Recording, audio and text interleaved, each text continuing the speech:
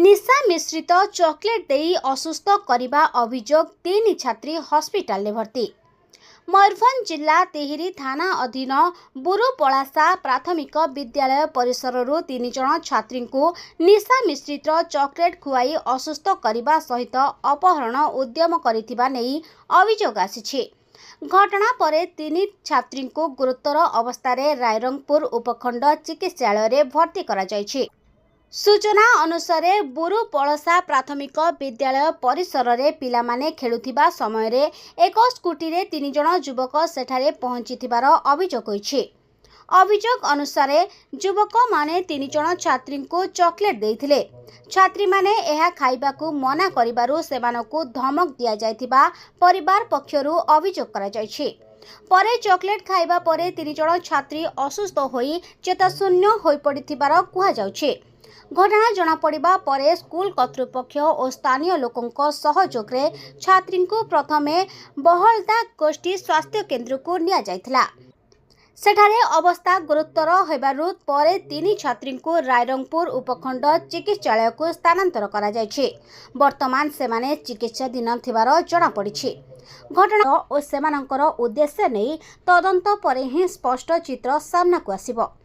3 छात्री असुस्थता को नहीं अंचल में चिंता प्रकाश पाई। घटनार प्रकृत कारण कौन एवं एहा पछरे कहार हाथ रही ताहा तदंत परे स्पष्ट हेबो। एबे समस्तंकर नजर तदंत और छात्री मानकर स्वास्थ्य उपरे। बसंती मार्डी पंचम चॉकलेट दे दिल मैं स्कूल केते बेला हला केमती हला की आस्ते 10टा बेले हां तापरे ये किए आसिला तापरे चॉकलेट खुआई देला। कहले से माने की कहले आसी करी कहिला चॉकलेट खा नाही हले मोरे देबी। तापर तुम चॉकलेट खाई होय तापरे मुंडटा उलेलो तापर सने पळेले ना कणा कणी अटकी करू पळेले से माने पळेले तापर कोन मुंडो बुलेला